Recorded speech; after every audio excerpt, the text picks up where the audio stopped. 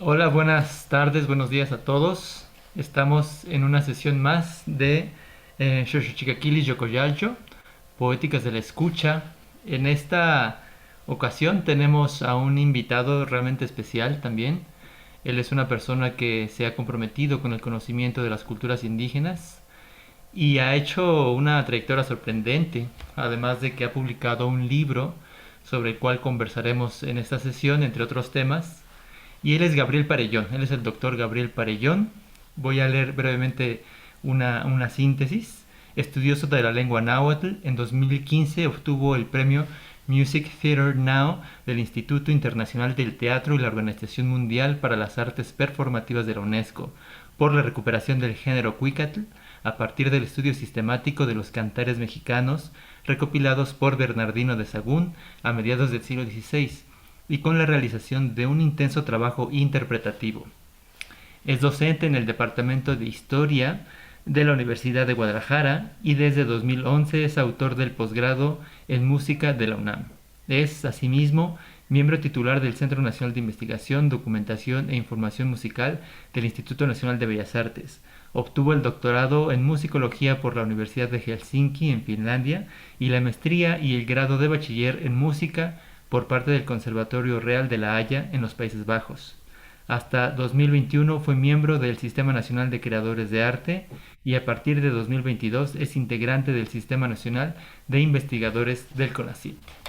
Bueno, pues demos la bienvenida a Gabriel Parellón, a quien le agradecemos mucho el tiempo que nos va a dedicar para este proyecto. ¿Qué tal, Gabriel?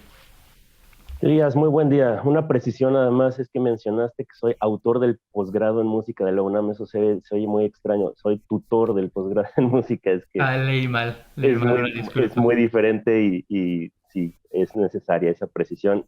Estoy Claro que sí. muy contento de participar en tu seminario y pues dime cómo comenzamos. Yo estoy muy feliz de poder hablar de nuestros temas favoritos, compartimos una serie de cosas y también tenemos enfoques diferentes sobre algunos Sí, de nuestros intereses, lo cual pues es muy enriquecedor. así es, Gabriel. Pues comencemos planteándonos el tema de tu libro que va a ser nuestro eje esta tarde, ¿no?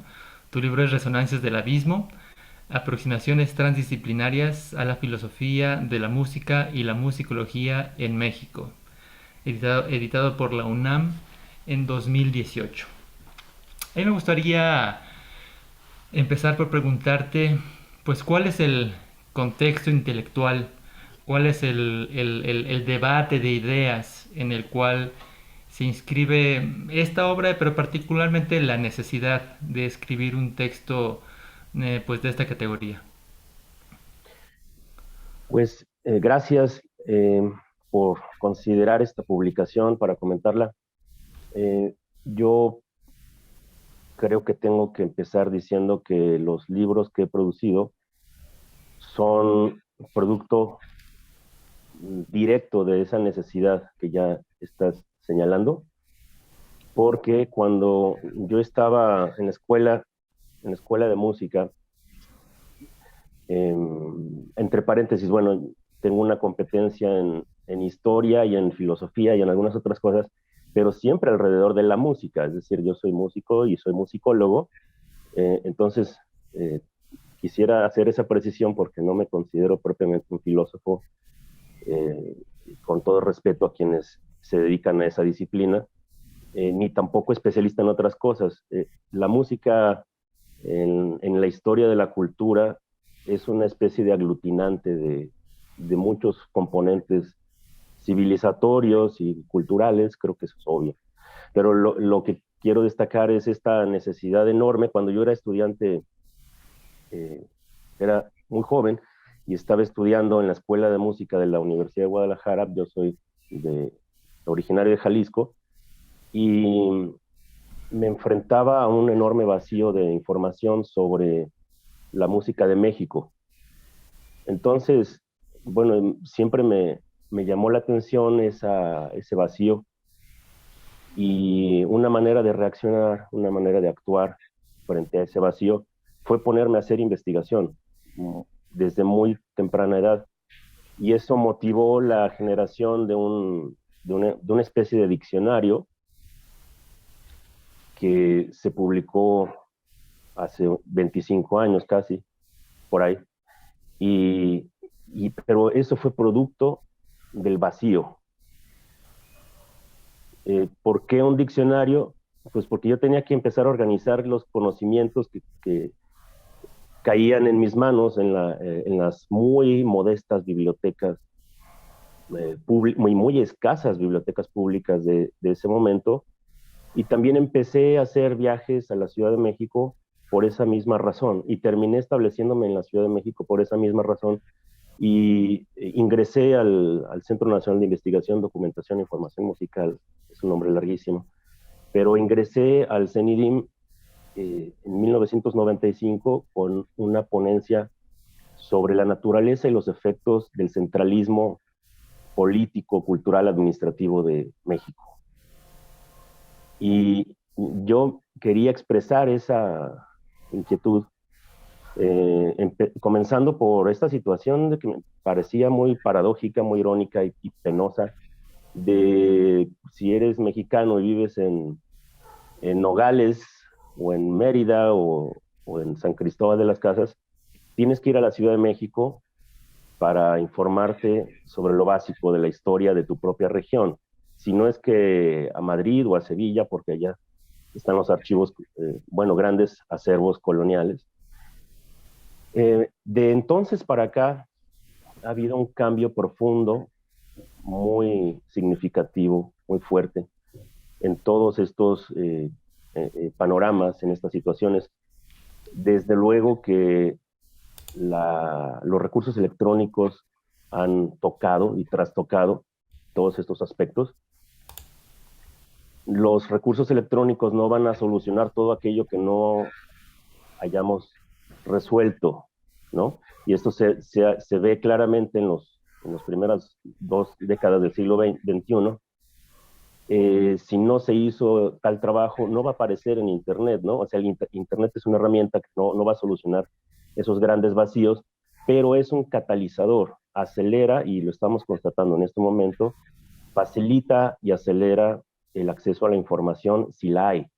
Necesitamos generar esa información. Entonces, las plataformas actuales que pueden estar conectadas a información sobre la música mexicana no por arte de magia solucionan los profundos problemas epistémicos, ontológicos, historiográficos, teóricos de la música mexicana. Necesitamos generar esos conocimientos. Ahora, y retomo la aclaración que hice al iniciar esta charla sobre el posgrado en música. Afortunadamente ya no soy el autor de algo así, pero sí partícipe, y cuando me invitan, recién desempacando las maletas, recién llegando de terminar el doctorado en Finlandia, el doctor Roberto Kohl me invita a formar parte de este proyecto, y en un momento en que estaba empezando a tomar una enorme fuerza, el posgrado ya iniciando un proceso de madurez, hace poco más de 10 años, y en paralelo con desarrollos tecnológicos como algo tan simple y tan complejo como es la plataforma TESI UNAM. No sé si todas quienes me estén escuchando conocen la base de datos, la plataforma TESI UNAM, desde donde se pueden descargar todas las tesis de los egresados de la UNAM a nivel licenciatura, maestría y doctorado, entre ellas las excelentes tesis de maestría, licenciatura, maestría y doctorado de mi amigo Elías Morado. Y no lo digo excelente nada más a título personal, te graduaste con muy buenas notas. Y así hay miles de trabajos valiosísimos que antes, y estoy hablando de 3 o 4 años para atrás, eran inaccesibles. Era complicadísimo tener acceso a estos materiales. Ahora yo creo que más del 90% de estas tesis se pueden consultar de inmediato y de manera gratuita en Internet. Eso, por ejemplo, es una transformación extraordinaria en la historia del conocimiento de este país. Digo, es algo tan sencillo porque hacer una base de datos, una plataforma, un portal con esas características, pues hacerlo es fácil, pero que los contenidos en toda su amplitud, en su abundancia y calidad estén allí disponibles, pues es el acceso a una transformación inmensa, ¿no? Que todavía no creo que sepa nadie calcular por la magnitud de su significado. Bueno, este libro, Resonancias del Abismo como Nación, también está disponible en línea gracias al portal de la Facultad de Música de la UNAM. Y si nos asomamos al índice, yo lo primero, cuando cae en mis manos un libro de carácter científico, cuando cae en mis manos un libro, lo primero que hago es ver el índice y la bibliografía, ¿no? Me parece que es el esqueleto formal, estructural de una investigación. Esto es arquetípico, todo el mundo lo sabemos, quienes hacemos investigación y usamos este tipo de estructuras ortodoxas, pero tiene un sentido. No es que no se pueda revolucionar esta ortodoxia, sino que es como el lenguaje, ¿no?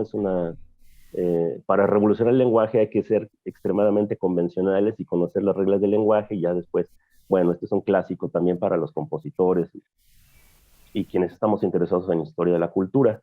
El índice de este trabajo se constituye por 6 capítulos que tengo ahora mismo a la vista, y de inmediato hace que me conecte yo a la historia de estos contenidos. Hay un apéndice, bueno, hay 3 apéndices, pero creo que es el apéndice número 2, el que, si la memoria no me falla, nada más para no dar información incorrecta, lo voy a verificar en este momento. Sí, es el apéndice número 2, que da cuenta,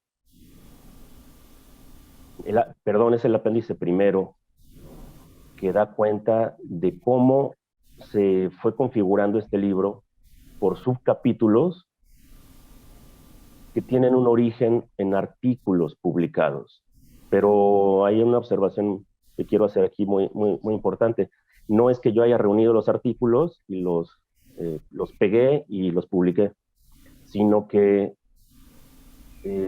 al momento de hacer una selección de todos mis artículos publicados a partir de 1994-95, me di cuenta que había habido una transformación muy importante, obviamente en tanto tiempo, pero había una constante, un interés en los mismos temas, una inquietud por los mismos conceptos, y entonces había que darle una estructura interna a esta compilación para que todo fuera comprensible en términos monográficos. Una vez que hice esa tarea, me di cuenta que el resultado era bastante deficiente, porque eso no bastaba para constituir un todo en términos de una monografía, mucho menos con pretensiones filosóficas. Entonces lo que hice fue emprender una revisión profunda no solamente de la manera de conectar los contenidos, sino de significar esos contenidos, y conforme lo fui haciendo, fui encontrando problemas de concepto, problemas epistémicos, y eso me llevó a rehacer el proyecto. El objetivo que quería alcanzar no lo podía alcanzar de esa manera, entonces tuve que rehacerlo.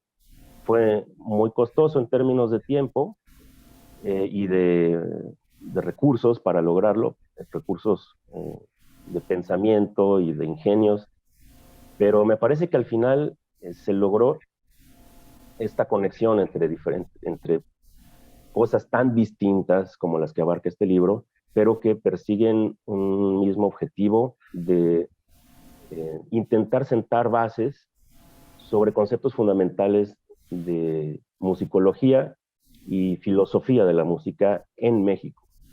Y otra vez, ya voy a terminar, sé que me estoy extendiendo demasiado, pero nada más para terminar esta primera explicación.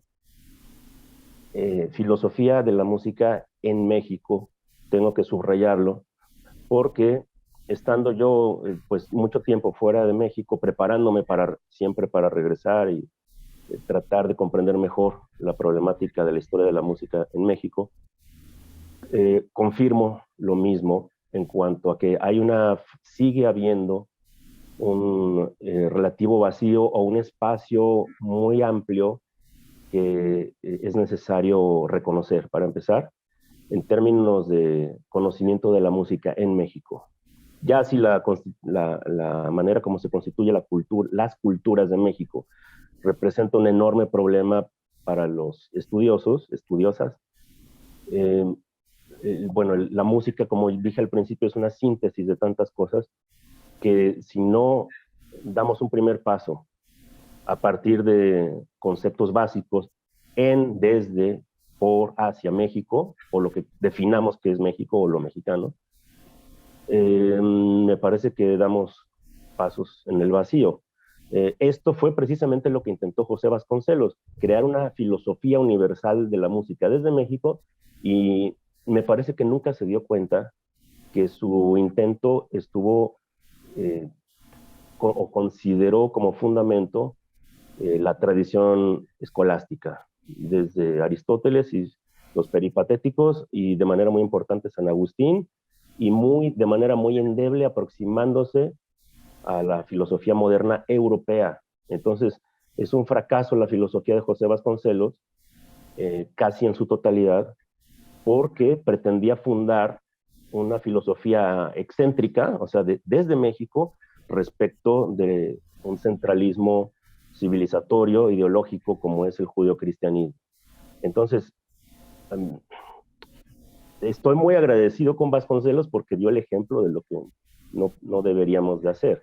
Entonces, siempre en historia del pensamiento científico, en historia de la ciencia, siempre se agradece mucho el fracaso, porque no hay un fracaso rotundo, sino que todos los fracasos constituyen de alguna manera la base del pensamiento. Esto en filosofía es un lugar común, como los fundamentos arbitrarios del conocimiento científico, y creo que en ese sentido va el contexto general de este libro, Resonancias del Abismo como Nación. Sí, fíjate que me llama la atención que has iniciado esta exposición sobre, digamos, las cuestiones que te motivaron a la escritura de este libro. Has iniciado esta exposición con la idea del vacío, y al final de cuentas tu libro acaba recogiendo el término de abismo, ¿no? Es decir, hay como una cierta consistencia en cuanto a el modo de enunciar tus preocupaciones. Y me gustaría leer esta cita de tu libro en la cual defines justamente esta cuestión. El abismo no es vacío, es ritmo entre márgenes inalcanzables. Junto con los neopitagóricos, la tradición mexicana reconoce implícita o explícitamente que este abismo es más bien intervalo, intervalo entre mayores ritmos, tiempos y armonías que son suficientemente grandes como para ser inteligibles. Me gustaría que abundáramos con algunos mayores contrastes este esfuerzo tuyo de reflexionar la música que se produce en nuestro país a partir de la filosofía vasconcelina, pero no solo eso, sino que has tú en tu texto hecho un enlazamiento de autores como Darío, como Salvador Novo, dices tú, y en esa cadena de autores está, en el siguiente lugar está Vasconcelos, pero además has hecho una relación bastante interesante entre los creadores y los compositores de la época. ¿Podrías abundar sobre este aspecto, hacernos una caracterización de ese tiempo histórico? Sí, por cierto, mencionas a Salvador Novo, pero eventualmente en el libro tal vez aparezca una vez. No es un autor significativo para mí en este libro. Mm. Le tengo respeto a Salvador Novo como miembro de la generación de Villaurrutia y todos estos. Es la generación que sigue al modernismo, eh, que tenía una fuerte dosis de romanticismo, sobre todo de Darío y Amado Nervo. Allí sí hay una importancia enorme, porque Nervo y Darío parten de la escuela parnasiana, parten de la influencia de París, modernista, de mediados del siglo XIX, son sus maestros. Pero aquí hay algo muy, muy importante en relación a este libro. En esos nuevos intelectuales, y son nuevos en el sentido más fuerte del término, hay una gran ruptura de la generación de Darío y de Nervo respecto de lo anterior, que es, digamos, Heredia, por ejemplo, que son poetas intensamente conformistas en la figura retórica típica de un romanticismo que imita mucho a Europa.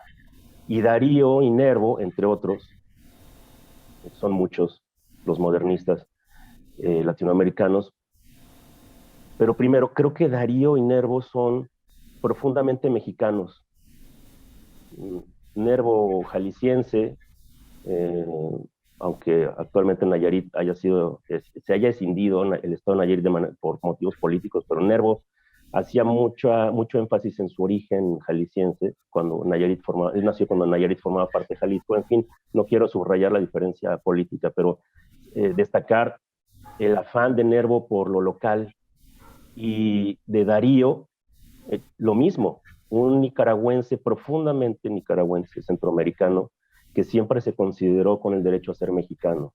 Esto reivindica actualmente el derecho de los centroamericanos a sentirse mexicanos, porque lo somos, y los mexicanos somos norteamericanos y centroamericanos.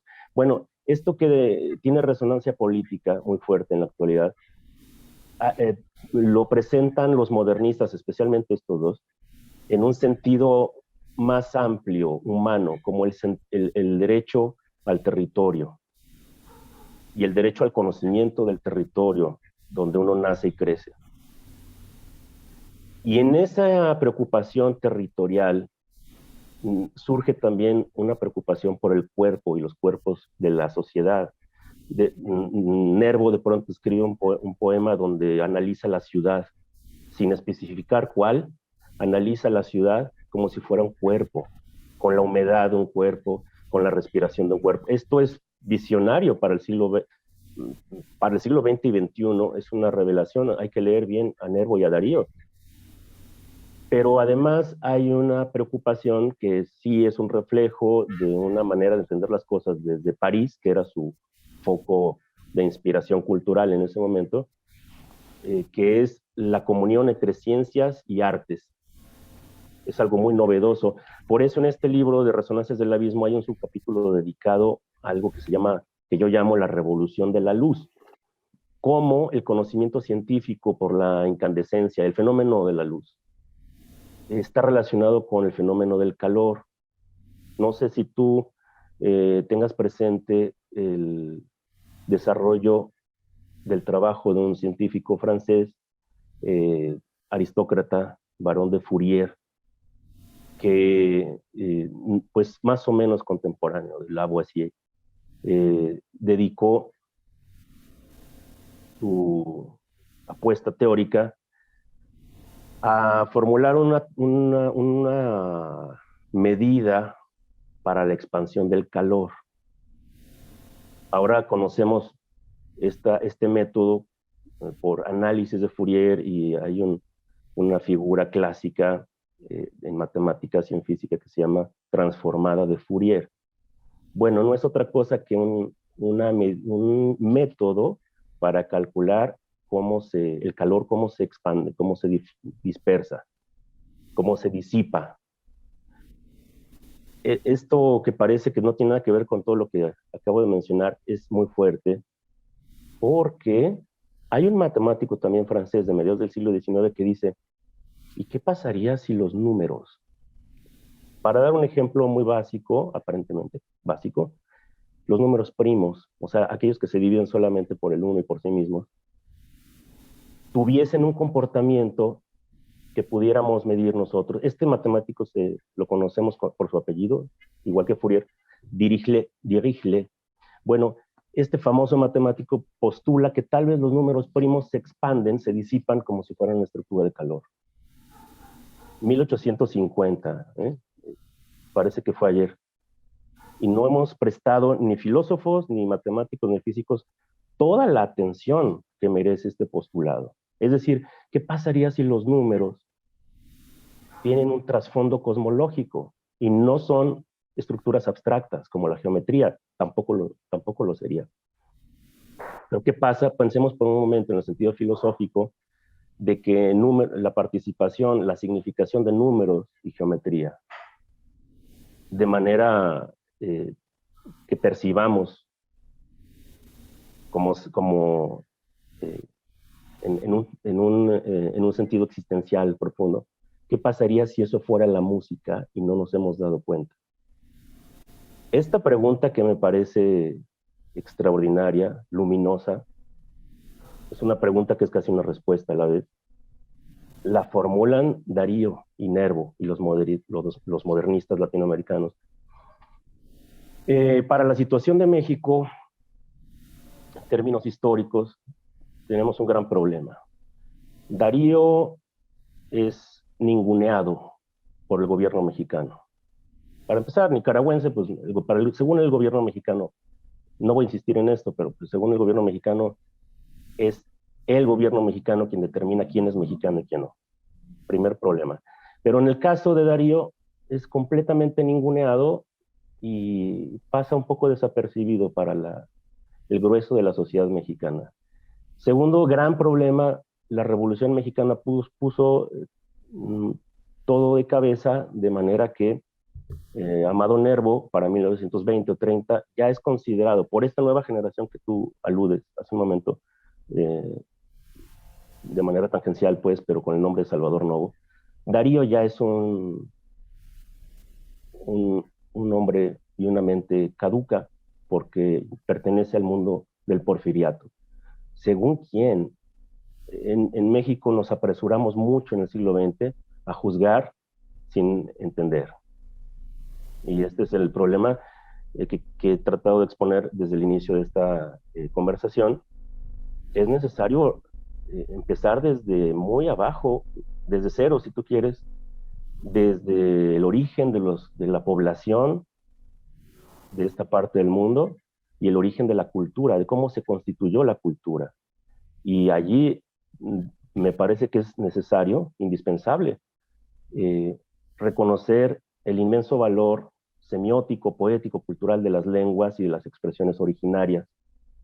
Que no se puede confundir esto, por favor, con un regionalismo indigenista, folclore o algo así, que son inventos no mexicanos, por cierto, del siglo XIX. Entonces estamos en serios problemas. Necesitamos, me parece, recuperar esta ruta de pensamiento que la vamos rastreando y llegamos, si queremos ir un poco atrás en el tiempo, llegamos a Sor Juana, quien estaba fascinada con la lengua náhuatl.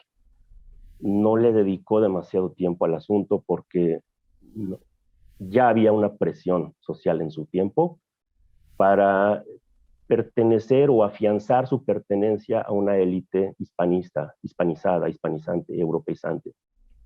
Y esto le costó la vida, ¿no? La Santa Inquisición no ejecuta a Sor Juana en la pira, pero le quitan sus libros, la aíslan en su celda, le quitan todo para ver qué ocurre y se muere.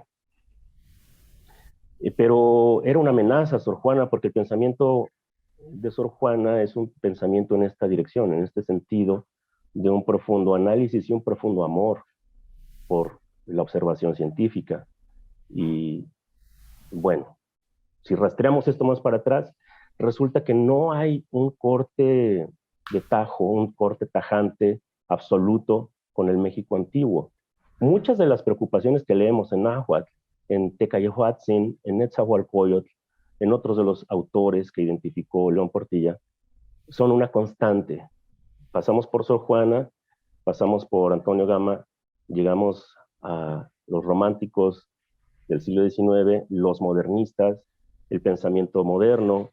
No por nada me parece que Octavio Paz dedica su mayor monografía a Sor Juana. Detecta un hilo y lamenta, según decía León Portilla, lamenta a Octavio Paz no hablar el náhuatl y no haberle dado suficiente atención desde su juventud por influencias externas. Esto son palabras de León Portilla que se decía muy cercano a Paz y que ya cerca de la muerte Octavio Paz le confesó a León Portilla que lamentaba muchísimo no haberle dedicado tiempo suficiente a aprender la lengua náhuatl. Bueno, como en el caso de Vasconcelos, podemos leerlo como un fracaso o como una lección.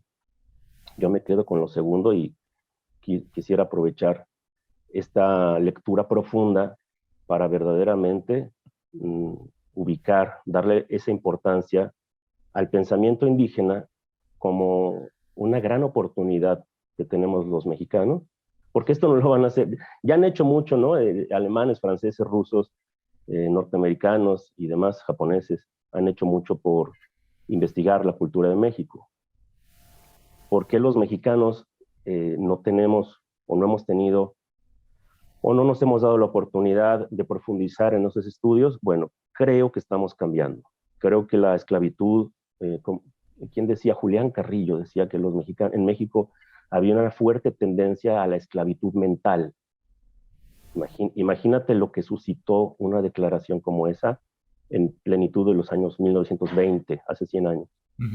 Pues se ganó muchísimos enemigos, pero creo que Carrillo, que en muchas cosas también estaba equivocado, en muchas otras no, acertó y no lo hemos revisado, pero creo que la actitud de nuestra generación y de la nueva, de las generaciones que ya estoy viendo, que están comenzando a florecer. Soy profesor también de asignatura a nivel de licenciatura y en ese espacio se palpa muy claramente esta transformación. Hay un cambio enorme y sí podemos darnos esta oportunidad para reflexionar sobre qué significa que existan lenguas originarias todavía en México. ¿Qué significa? Más allá de la resistencia cultural que detectamos a cada momento que estamos en la calle o en el medio rural, todavía más fuerte. Bueno, no significa nada más que haya lenguas extrañas en este país que nos parecen extrañas ahora a la mayoría de los mexicanos, sino que hay un mundo que evolucionó aparte del mundo. Es fascinante, por lo menos, imaginar que, mira, pues la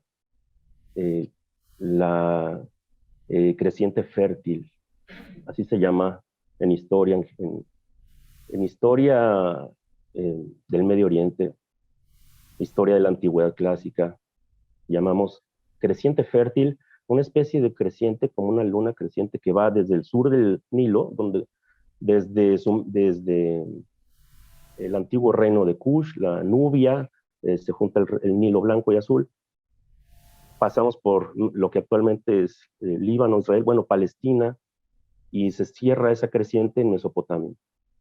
Eso es un gran racimo, es un gran sistema compacto de civilizaciones y culturas muy diversas, y podemos extender la parte del norte, la creciente fértil, hacia los influjos que vienen de la cuenca del Indo, pasando por Persia. Ahí tenemos un gran mosaico de culturas muy compacto.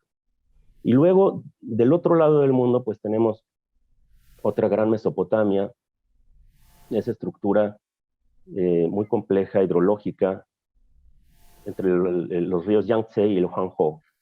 Y ahí tenemos la emergencia de las culturas de China, que irradia a un gran territorio y sienta las bases, de alguna manera, bases culturales que van a impactar en pueblos inmigrantes de origen altaico, como son lo que va a resultar en Corea y en Japón, que constituyen una misma complejidad cultural, que no son de origen chino, pero vamos, van a terminar constituyendo una gran macroregión cultural. Bueno, ahí tenemos los dos grandes mundos civilizatorios de los últimos 5.000, 6.000 años. De hecho, de la creciente fértil tenemos a Sumeria, ¿no? La invención de la escritura, la rueda, la economía, las bases de la economía moderna, etc. Pero en un mundo completamente aparte, que yo lo identifico como la estructura mesoamericano-andina o andino-mesoamericana, tenemos realmente esa expresión de otro mundo o nuevo mundo. Me parece afortunada en ese sentido. Nuevo, pues para quien lo ve de otro lado, pero sí es otro mundo, definitivamente. y no los veo tan desvinculados, el mundo como Luis Millones y Alfredo López Austin lo observaban y lo estudiaban. Son mundos conectados, el de las civilizaciones andinas y Mesoamérica. Ahora, gracias a la ciencia genómica, estamos viendo que hay un sustrato genómico en los pueblos mayas. Hay un componente andino. Esto tiene un impacto tremendo para la antropología y la historia de la cultura en nuestra inmediatez. Mm. Pero entonces vemos que hay tres grandes mundos, dos están relativamente en contacto, aunque muy distantes, y uno completamente aislado, y ese mundo completamente aislado generó las bases de la ciencia: matemáticas, astronomía, agricultura, legislación, sistemas de representación escrita, poética, filosófica. Entonces hay un modelo de pensamiento alterno. Mira, Elías, ¿cuántas veces al día, creo que no exagero, cuántas veces al día los que vemos noticias o estamos interesados en ver cómo van las cosas en el mundo, que siempre van mal, con excepciones muy afortunadas, pero vemos aquí y allá, se preguntan en la Universidad Johns Hopkins o en la Universidad de Cambridge si hay vida en otros mundos. Y es una especie de reiteración que tengo desde Carl Sagan, desde tiempos ya remotos, ¿no? En el último cuarto del siglo XX. ¿Hay vida en otros mundos? Es una pregunta ya retórica, pero ¿en qué momento los mexicanos nos hacemos la introspección de considerar que somos otro mundo frente a Europa, frente a China, frente a África misma? Mm. Y luego viene esta respuesta muy común. Es que en México no somos de otro mundo, ya estamos mezclados, somos mestizos, somos un crisol de todas las culturas y todos somos iguales. Eso era lo que quería José Vasconcelos, que pensáramos de nosotros mismos, y lo siento, es una falsedad. Estamos hablando en español, no estamos hablando en náhuatl en este momento, pero la estructura de nuestras ideas sigue siendo en buena medida y con un peso específico muy importante, sigue siendo de otro mundo. Y si no, pon a dialogar mira, boliviano, un peruano, un mexicano, un centroamericano, un guatemalteco, nos vamos a entender a pesar de lo que tú quieras. Pero con un porteño o con un peninsular o con un europeo, nos cuesta un poco más de trabajo ponernos de acuerdo en lo más básico, hasta cómo tomas los alimentos en la mesa. O sea, cosas muy básicas, como eh, tu relación con tu propio cuerpo, por ejemplo. Es increíble, las diferencias son abismales Mm. y no le damos importancia a eso. O sea, nos seguimos, creo que la mayor parte de la población en nuestros países más indígenas, por decirlo así, el Greater México también incluyo ahí a Colorado, a California, no sé si hasta Minnesota si quieres, o vámonos hasta el norte, ¿no? Me encuentro yo con mucha más afinidad con los Inuit, con los que incluso una pequeña parte de la población de México tienen una relación genética, genómica. Encuentro más afinidad que con Europa. Pero eso no lo queremos ver. Decimos, hace poco una académica de una universidad del centro de México, de centro norte de México, publicó algo en redes sociales y decía, qué alegría me da que vengan de otro país, académicos de Nuevo México o de Arizona, y pues conocer una cultura tan diferente de otro país, pues no, sin duda nos va a enriquecer. Y a mí me llamó muchísimo la atención que una académica mexicana considere que Arizona es otro país y España es la madre patria, o cómo está eso. Mm. eh, Me causa una enorme confusión y creo que no, ahí hay pesa el colonialismo, pesan muchos prejuicios de los cuales creo que es importante despojar, ¿no? O cuando hablamos de los centroamericanos, ya que no vengan a México los centroamericanos porque los migrantes causan desastres y bueno, eso es lo peor que nos puede ocurrir, negarnos a nosotros mismos y negarnos la oportunidad de contemplarnos en esta inmensidad, en este gran abismo que es lo mexicano. Sí, en este gran abismo hecho de ritmos lo has, digamos, definido en otro lugar de tu texto como ese Teponazcuautla, ¿no? Ese bosque de resonancias. Y en otro momento te comentaba que a mí me llamó la atención que uno de los capítulos iniciales de la historiografía de la música mexicana es precisamente la referencia que hace Sagún a la música de los indígenas mexicanos al hablar de ella como un bosque breñoso que resulta ininteligible, ¿no? Tan, tan presente está eso que el mismo Patrick Johansson en la conversación que tuvimos, él hizo alusión a esta idea del bosque breñoso de Sahagún como, como una, digamos, un dispositivo que da para problematizar la historia nuestra, ¿no? Y intentando recoger digamos, críticas, estas preocupaciones que tú has expuesto ahorita, eh, pues yo quería preguntarte qué aspectos se iluminan de nuestra historia a través del concepto Teponazcuautla. Pues muchas gracias. Es una gran pregunta. Eh, y bueno, yo comenzaría por hablar sobre la breña para los españoles, para los europeos del siglo XVI, que vienen de la Edad Media. La breña es un gran enemigo. No me extraña que la relacionen con el demonio y con con las enfermedades y la maldad que son obra del demonio, según no estoy inventando yo, está escrito en textos desde antes de la llegada a México, siglo XIV, XV, XVI. Así que no es, Bernardino de Sahagún no está inventando cosas, no está imaginando cosas como un ser aislado de todo. Por el contrario, está expresándose en términos propios de su cultura y su tiempo y considera que la breña es el mal. Podemos ver eh, un paralelismo. Yo quizás pienso en mexicano y diría, el nahual de la breña para Sahagún sería el lobo. Es decir, si el mal se expresa en términos vegetales, ¿por qué no se va a expresar en términos animales?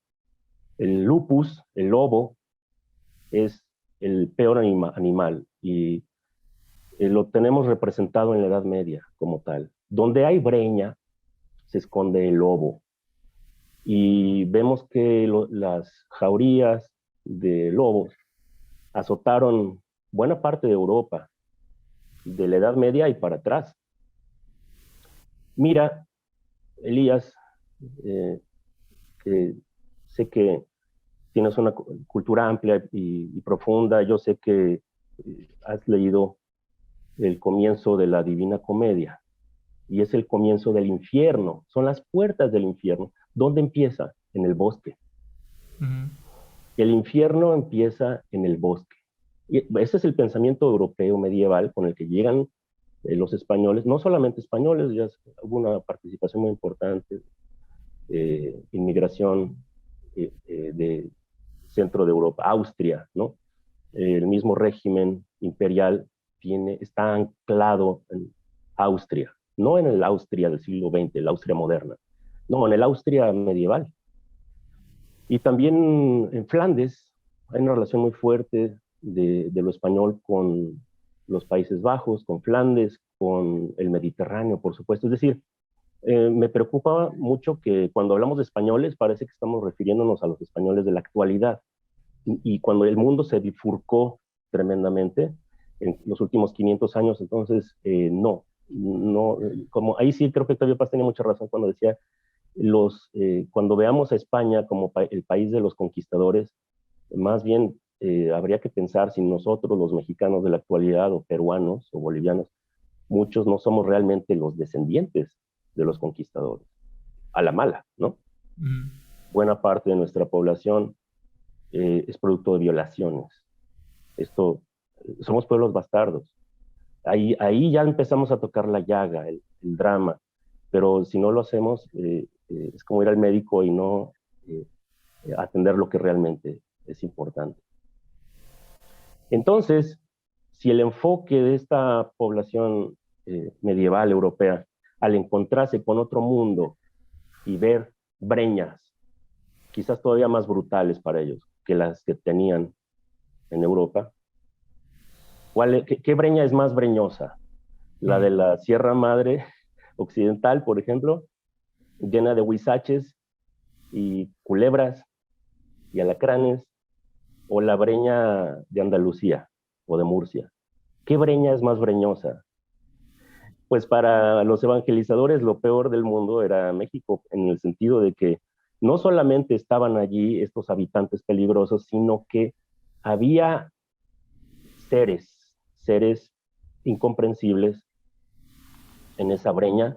Y no olvidemos que en el siglo XVI hay una discusión que toca las puertas del Vaticano y del Papa. Hay una discusión en los concilios del siglo XVI sobre si la población de México que parecían humanos eran realmente humanos y en ese sentido tendrían almas. Me parece muy comprometedor este testimonio político, porque si no tienen almas, entonces se justifica plenamente la ocupación de del continente vacío, ¿no? Como los antropólogos suelen llamarlo. Pero si son almas, en realidad si son humanos que tienen almas los mexicanos, me estoy refiriendo a los mexicanos, obviamente. Entonces hay una gran misión de la buena noticia. ¿Cómo se dice buena noticia en griego? Evangelion. Hay que fomentar la buena noticia de que ya vinieron por nosotros, ya vinieron a rescatarnos y los mexicanos debemos estar agradecidos por este rescate. ¿Cuántas veces no has escuchado que dicen vamos a rescatar a las culturas indígenas? Es que el pasado de México es muy interesante, hay que rescatarlo, hay que rescatar nuestros archivos. Bueno, todo eso me parece eco de ese proceso de desmonte. ¿Cuántas veces desde el porfiriato hasta fines del siglo XX, cuántas veces escuchamos o vimos en los periódicos la importancia de desmontar a México? El desmonte, hasta había una oficina de desmonte, porque lo que nos hacía daño a los mexicanos era el monte. No el lobo, pero sí la culebra. Claro, está el lobo mexicano, pero no ocupa ese lugar en el imaginario. No tanto, más bien el coyote, ¿no? El coyote, los alacranes, las culebras, allí está el mal. ¿Y dónde se esconden? En la breña. Hay que acabar con la breña. Es decir, en plenitud del siglo XX prevalece esta idea del mal en lo salvaje. Y esto, evidentemente, que trastoca a los pueblos indígenas en resistencia hasta la fecha. Y mira cómo se sigue insistiendo en que lo urbano es lo civilizado y es lo correcto en México.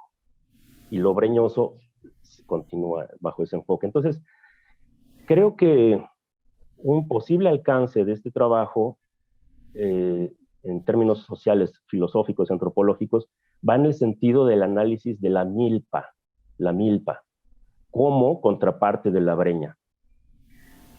Mientras Sahagún y sus colegas veían un desorden de la vida manipulada por lo que ellos consideraban el mal, ¿sabes qué ve un agricultor? Ya no quedan muchos, pero un agricultor mexicano que trabaja en la profundidad de la milpa, no con sistemas importados para desmonte y sistematización de cultivos. No.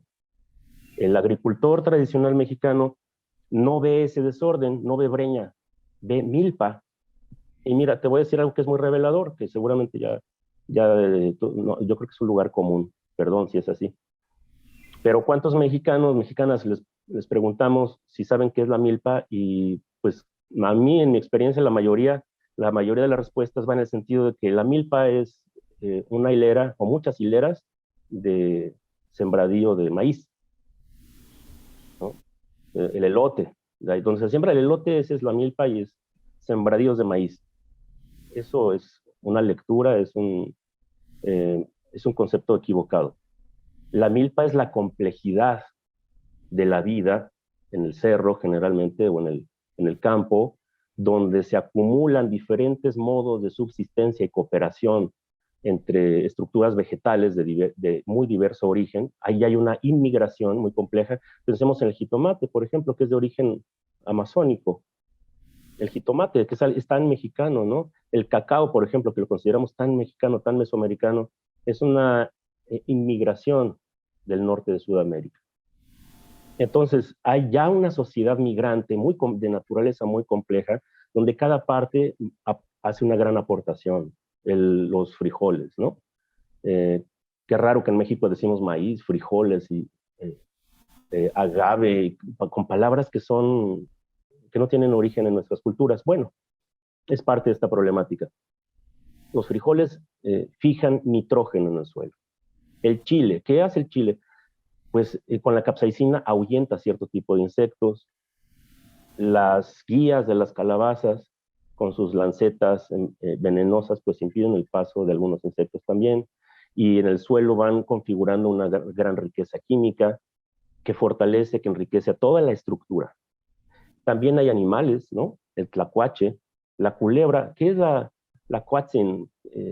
La cuatzin de la milpa. Es tan importante, mientras que para los evangelizadores la culebra es el demonio. Para los mexicanos que conocen la milpa, que han trabajado en la milpa, saben que si hay una culebra en el centro de la milpa, va, esas condiciones pueden ser muy provechosas para la milpa, porque tiene que haber una regulación. Si hay ratas de campo, si hay ardillas, etcétera, pues la coatl se va a ocupar de lo suyo. Es una comunidad de comunidades. Y al final llega el humano que transforma esa milpa hace unos 6.000 o 7.000 años. De acuerdo con los estudios más recientes, pues parece que por lo menos son 7.000 años de perfeccionamiento de la milpa como sistema. Y el ser humano, las culturas de Mesoamérica aceleran y transforman la milpa, porque estamos hablando de una estructura muy endeble. Es la mano humana la que acelera y dispara la complejidad de la milpa. Y la milpa es un espacio sonoro, y en la milpa se canta todavía en el centro de Jalisco, en muchos pueblos se habla de muchos pueblos que tienen relación todavía con el cultivo tradicional de la milpa, hablan de la voz coamilera. ¿Qué es un coamil? Cuatzin es culebra, mil es de milpa, es la culebra de la milpa. ¿Cómo es la voz del coamil? Fíjate qué importante, es como si estuviéramos hablando de la sala de conciertos. Para los europeos será el Vaticano o la Scala de Milano o el Concertgebouw de Ámsterdam. Son lugares centrales, son ombligos de la cultura en Europa. Creo que para nosotros es la milpa. Y hay una sonoridad. Hay una variedad, tú sabes muy bien que hay una variedad de conceptos y expresiones en náhuatl, en maya, en zapoteco, en todas nuestras lenguas indígenas, para expresar matices y sentidos, conceptos de la sonoridad, nada más de cómo se oye la milpa, si está creciendo, si el suelo está muy húmedo, si está negado, si ya hubo cosecha, si ya se secó todo. El shashamacalitzli, ¿qué es shashamacalitzli?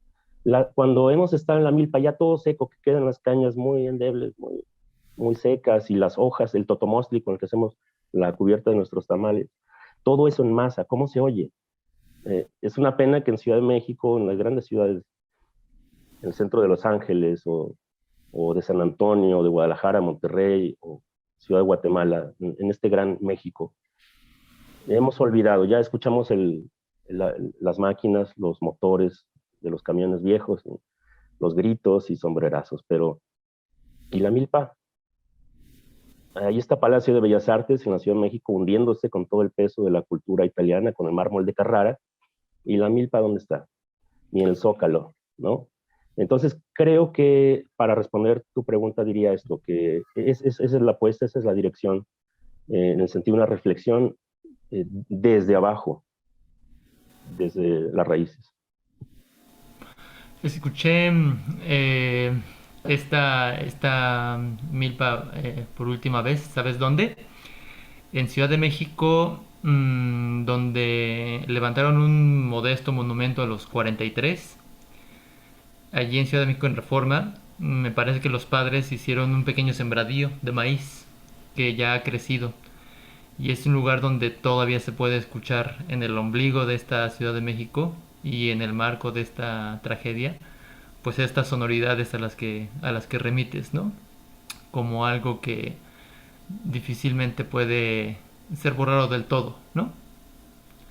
Y ahora que tú lo planteas en estos términos, pues yo creo que para mí, para quienes podamos caminar por allí en estos días, alcanza una significación distinta. Yo recuerdo mucho que en tu libro eh, tienes una alusión a Tlatelolco y hablas de Tlatelolco como una gran noche que inicia en el 68 y acaba pues con este evento contra los 43 estudiantes de Ayotzinapa, ¿no? Y tal vez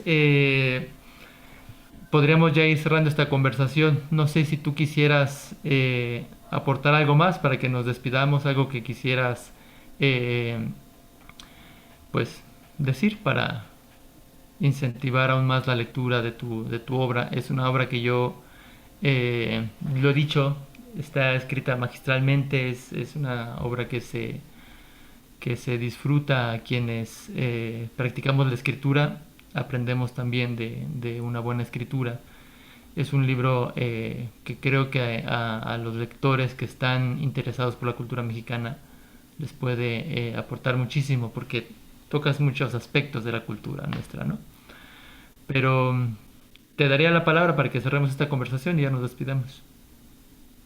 Muchísimas gracias, Elías. Pues lo primero que diría es que ese libro, Resonancias del Abismo, va contra, de cierta manera, indirecta, yo creo, va contra la obra. El concepto de opus, que es sospechosamente tan favorecido por la musicología europea, me parece que es muy problemático para Teponazcuautla. Me parece que es parte del mismo problema, la breña, ¿no? Hay que quemar el cerro para ver la obra, ¿no? Hay que hacer grandes obras. Esto me resuena mucho en el discurso evangelizador del siglo XVI y me preocupa. Creo que el concepto de obra es uno más y quizás de los más importantes que desde México tendríamos que pensar con mucho cuidado, porque además está ligado a un patriarcado donde hay un culto a la personalidad que ha generado problemas extremadamente severos, como las grandes guerras, por ejemplo, donde en el centro, en el protagonismo de un drama tan monumental como puede ser una guerra, casi siempre o siempre hay en la modernidad, hay un carisma personal. Estoy citando a Max Weber en sus últimos trabajos de principios de los años 1920. Entonces, eh, tengamos esta precaución de observar que los grandes protagonistas generan obras y esas obras, eh, ahora creo que terminaría refiriéndome un poco a Walter Benjamin, estas grandes obras a las que Benjamin se refiere como las catedrales o los palacios. Incluso Benjamin en uno de sus últimos trabajos menciona el Palacio de Cortés en Cuernavaca. Ya creo que ya te lo había comentado en algún momento, me parece que Benjamin soñaba con poder venir a México y en esas andaba cuando sus planes se frustraron de la manera más dramática posible y no llegó a México. O es parte de un sueño entre Benjamin y algunos que lo queremos mucho. Y Benjamin escribió que habría que ver en qué y de qué están hechos los cimientos del Palacio de Cortés en Cuernavaca. Es decir, insinuaba, no tuvo tiempo para perfeccionar estas ideas, pero lo podemos hacer nosotros. Las grandes obras están sustentadas en el sufrimiento de la humanidad y esto se parece mucho al concepto del poder sustentado en el dinero, que desde un punto de vista del análisis post-marxista, resumimos en términos de que el dinero es la sangre de los pobres. Creo que esta idea tiene un fondo, un sustento benjaminiano muy fuerte y valdría la pena que lo pensáramos en qué se sustenta la gran industria de México en estos momentos. La, la, las grandes estructuras bancarias capitalistas. Creo que no hace falta esclarecer grandes verdades, ¿no? Pero sí algunos conceptos muy oscuros, como el de obra, me resultan problemáticos en este mismo sentido. Así que, pues, creo que ha sido bastante lo que hemos conversado esta mañana y me quedaría con ese sabor al pensamiento de Walter Benjamin, que retoma un poco Adolfo Sánchez Vázquez, a quien dedico un subcapítulo para estudiar sus aportaciones en la estética marxista y postmarxista en este libro Resonancias del Abismo como Nación, para preguntarnos verdaderamente hacia dónde va todo esto.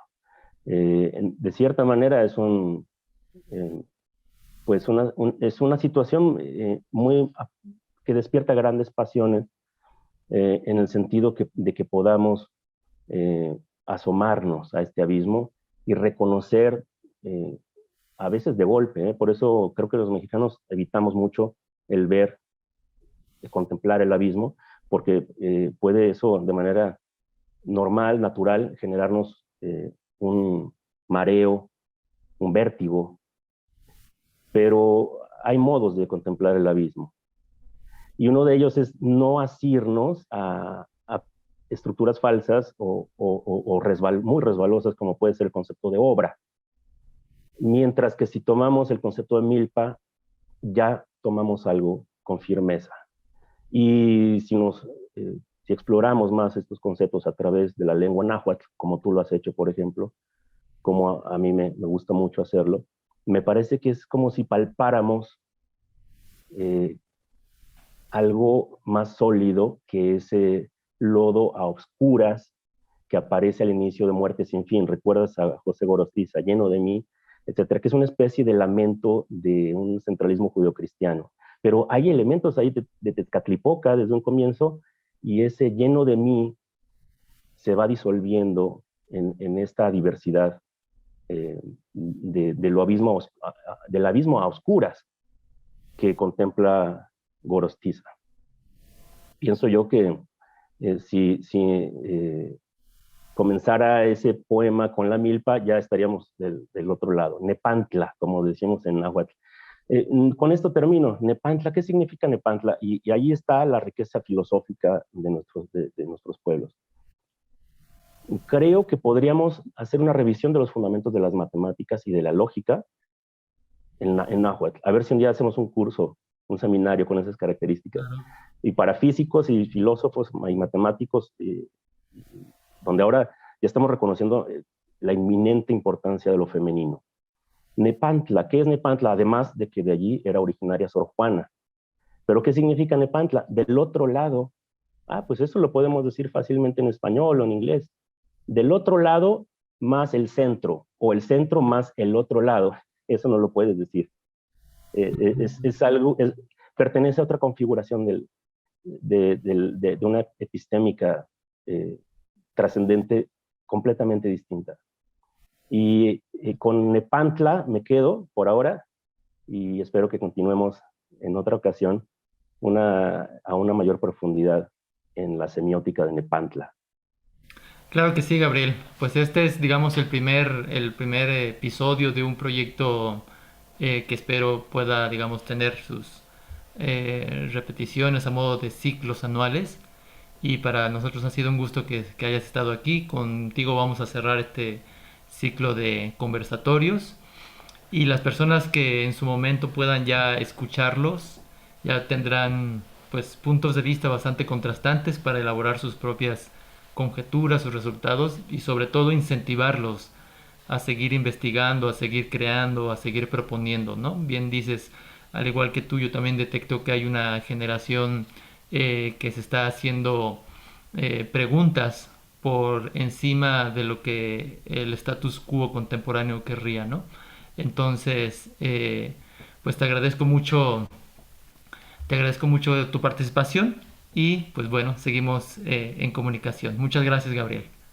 Muchas gracias. Un abrazo. Un abrazo, pues a Hasta todos los que pronto. nos escucharon, gracias por estar aquí y esperemos que nos sigamos comunicando a través de este y otros medios. Hasta luego.